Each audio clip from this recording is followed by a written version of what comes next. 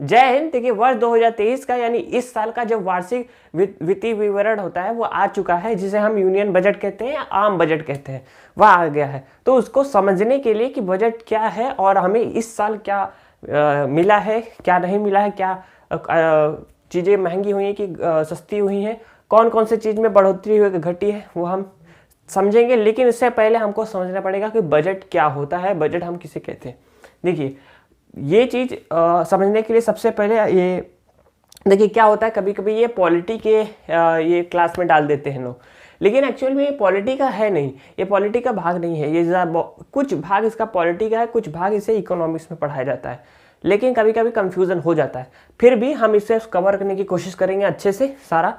देखिए सबसे पहले हम समझते हैं कि बजट आखिर है क्या और कहाँ पे इसकी चर्चा है। देखिए संविधान में जो बजट की चर्चा है, तो बजट शब्द का चर्चा ही नहीं है हमारे संविधान में।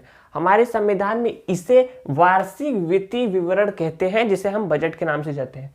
अनुच्छेद 112 अनुच्छेद यानी आर्टिकल नंबर 112 में यह चर्चा किया गया है वार्षिक वित्तीय विवरण के बारे में, जिसे हम कह रहे हैं बजट। अच्छा, बजट जो है वो कैसे लाया जाएगा, कौन लाएगा, ये बातें वहाँ पे बताई गई हैं 112 अनुच्छेद में। सबसे पहली बात ध्यान रखनी है आपको, ये सब पॉइंट नोट करना है कि बजट जो प्रस्तुत करने का अधिकार होगा वो राष्ट्रपति को होगा। बजट प्रस्तुत करने का अधिकार राष्ट्रपति को होगा, पर वह किसी भी मंत्री, कैबिनेट मंत्री, कोई भी मंत्री से भी प्रस्तुत करा सकते हैं। जैसे इस साल क्या हुआ है कि वित्त मंत्री, हाँ ज़्यादातर देखिए ज़्यादातर जो साल में वित्त मंत्री ही होते हैं, जो राष्ट्रपति के कहने से वित्त मंत्री ही क्या करते हैं, बजट को संसद में प्रस्तुत करते हैं। तो वित्त इस साल निर्मला सीतारमण जैसे की है, पिछले साल भी की थी। तो इस हिसाब से ज़्यादातर जो होता है बजट होता है वो प्रस्तुत करते हैं वित्त मंत्री ही, बट कहा गया है कि राष्ट्रपति करते हैं, बट राष्ट्रपति किसी भी मंत्री से प्रस्तुत करा सकते हैं। ऐसा नहीं कि सिर्फ वित्त मंत्री से ही करा सकते हैं, चाहे रेल मंत्री होगा, गृह मंत्री, किसी को भी अगर वो कह देंगे कि आपको इस साल बजट सत्र में मतलब प्रस्तुत करना है तो वह कर सकते हैं। ठीक, दूसरी चीज, बजट में एक वर्ष के राजस्व। देखिए बजट आखिर क्या है, सोचिए बजट क्या है। बजट में देश में एक साल के अंदर जो आय होगा, राजस्व होगा, मतलब जितना इनकम होगा, जो पैसा आएगा देश के पास वो, और उसके बाद उससे खर्चा जो अनुमानित खर्चा होगा उसकी चर्चा की जाती है। देखिए आपको सिर्फ बजट में इतना समझना है कि बजट एक साल के अंदर कितना हमें आया, इनकम कितना हुआ, और इस इनकम से हमें एक साल के आने वाले एक साल में जितना खर्चा होगा वही हमें समझाता है बजट। मतलब उसी को हम कहते हैं बजट, वार्षिक वित्तीय विवरण कहते हैं, बस इसी के कहते हैं बजट। तो क्या करते हैं, बजट एक वर्ष में आने वाला राजस्व और उसके बाद उस आए हुए पैसे से अगर एक साल में आने वाला जो पैसा है, देखिए बहुत इसमें सर्वे कराया जाता है, बड़ी टीम बनती है, फिर ये टीम डिसाइड करती है कि हम एक साल के अंदर हमारे इसमें ये सब खर्चा होना है, रोड बनने में कितना खर्चा होना है, कितना और भी लोगों को जो स्कीम्स चल रही हैं उसका फ़ायदा कराने के लिए जो पैसा जा रहा है गवर्नमेंट का, वृद्धा पेंशन और किसान सम्मान निधि, जो भी पैसा है, और शौचालय का जो भी तरह तरह के जो खर्च हैं वो सारे इसमें दिखाए जाते हैं। और इसके बाद उसमें आने वाले जितने भी खर्च हैं, जितना भी खर्चे होंगे वो भी बताया जाएगा कि इतना तो हमें इनकम आया यहाँ से और इतना पैसा गया हमारा। ठीक है, जितना पेट्रोल से इनकम आ रहा है, उसको बाहर से टैक्स से आ रहा है, जीएसटी से आ रहा है, वो सारा चीज़ वहाँ पे बजट में बताया रहता है। बस उसका एक चर्चा किया जाता है संसद में। ये चर्चा फरवरी से ही आमतौर पे शुरू की जाती है, संविधान में बाकायदे इसके बारे में बताया गया है। ठीक है, सामान्यतः फरवरी में ही प्रस्तुत किया जाता है, मार्च तक सारे बजट को प्रस्तुत करा लिया जाता है, और इसके बाद जो अप्रैल का होता है फर्स्ट अप्रैल से, वो वित्त मंत्रालय के अनुसार कि वर्ष का पहला दिन कहा जाता है वित्त मंत्रालय के अनुसार। हालांकि कैलेंडर, हमारे कैलेंडर के अनुसार तो जो वर्ष का पहला दिन जनवरी से शुरू होता है, लेकिन वित्त मंत्रालय के अनुसार जो उनका शुरू होता है ये वार्षिक कैलेंडर, वो 1 अप्रैल से होता है। दूसरी चीज, देखिए बजट को हम आम बजट कहते हैं। देखिए आम बजट जिसे हम जनरल बजट कहते हैं। देखिए जनरल बजट भी कह सकते हो बजट।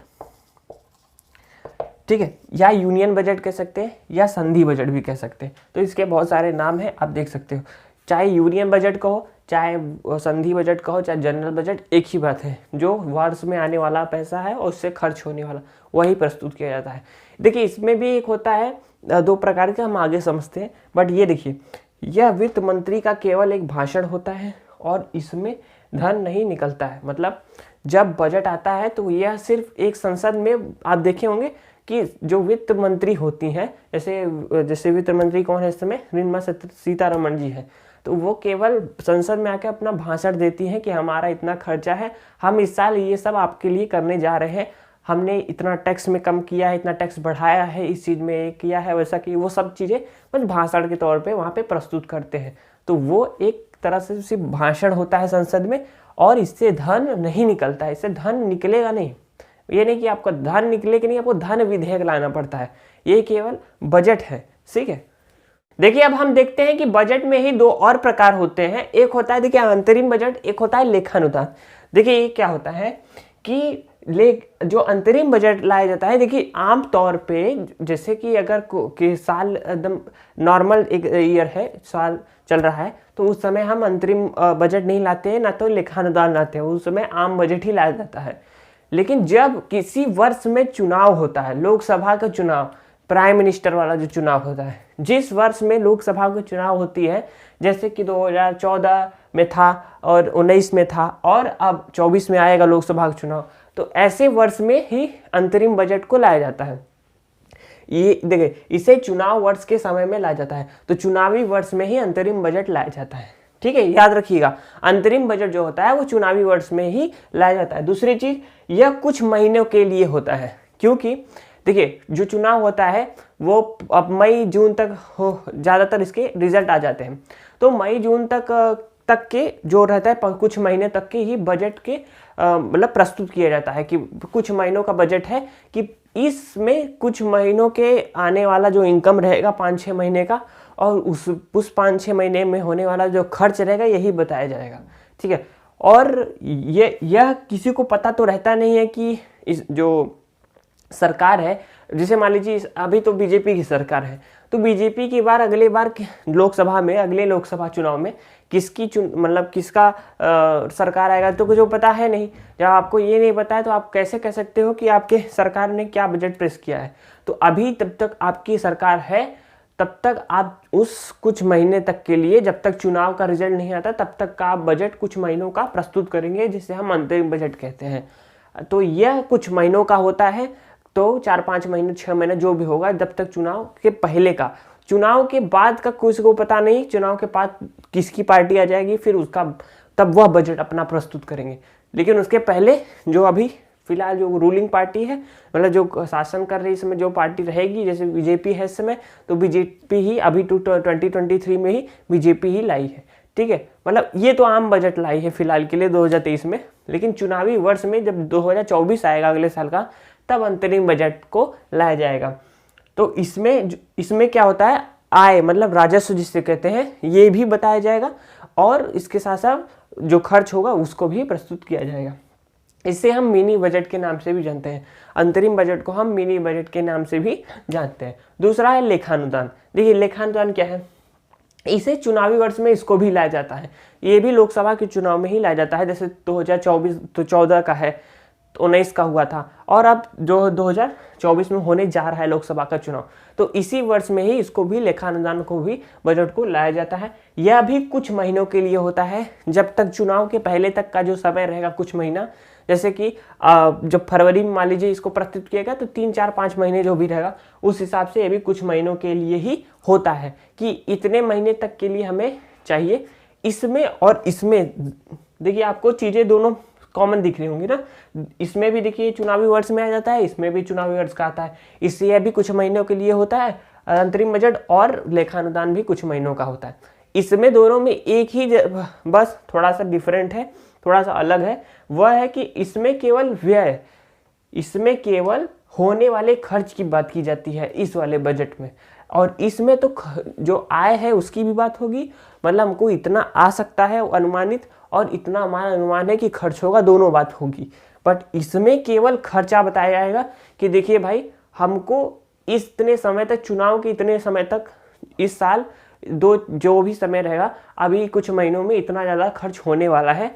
तो वो चीज़ें वहाँ पे बताई जाती है कि हाँ, बाद में अगले जब चुनाव में, मतलब चुनाव जब होने के बाद रिजल्ट, जब दूसरी सरकार बन जाती है, तब उन्हें ये भी बताना पड़ता है कि आया कितना था, क्योंकि यहाँ पे सिर्फ खर्च की बात होगी इसमें, लेखानुदान में। तब ये बताया जाएगा कि लेखानुदान जो आपने पिछले वर्ष प्रस्तुत किया था उसमें खर्च कितना हुआ था, मतलब पैसा कितना, मतलब कितना आया था और कितना खर्च हुआ, आपको बताना पड़ेगा फिर। तो इसमें केवल खर्च की बात होती है लेखानुदान में, और इसकी चर्चा अनुच्छेद 116 में की गई है। जो लेखानुदान है उसकी चर्चा हमारे संविधान के अनुच्छेद 116 में की गई है। यानी कि इस वाले बजट में, इसमें आपको केवल खर्चा आपको मतलब बता सकते हैं कि हमको इतना इतना खर्चा आएगा इस साल, तो ये हम बता दे रहे हैं। इनकम कितना आया, जो आय है राजस्व, वो इसकी चर्चा नहीं होगी लेखानुदान में। बट अंतरिम बजट में आपका दोनों हो रहता है, जो चुनाव से पहले तक का हमारा खर्चा कितना होगा और कितना हमारा राजस्व होगा, वो दोनों के चीज़ यहाँ पे बताए जाते हैं दोनों में। देखिए, ये हो गया आपका अंतरिम बजट और लेखानुदान। देखिए, इस साल जो 2023 का जो आया है बजट, वो है आम बजट है, ठीक है, जनरल बजट से हम कहते हैं। उसकी हम बाद में समझेंगे कि उसके बाद इस साल का जो बजट है उसमें क्या खास बातें हैं और हमें क्या फ़ायदा हुआ, क्या नुकसान हुआ, वो हम उसमें नेक्स्ट वीडियो में समझेंगे। इस वीडियो को नॉलेज अगर अच्छा लगा हो तो ज़रूर वीडियो को लाइक कीजिएगा, चैनल पर नए तो प्लीज़ सब्सक्राइब कर लीजिए। हम लाते रहेंगे ऐसे नए नए वीडियोज़। कमेंट कुछ करके सजेशन करना है तो ज़रूर कर सकते हैं। आप देखते हैं यूनिक विद्यार्थी। जय हिंद।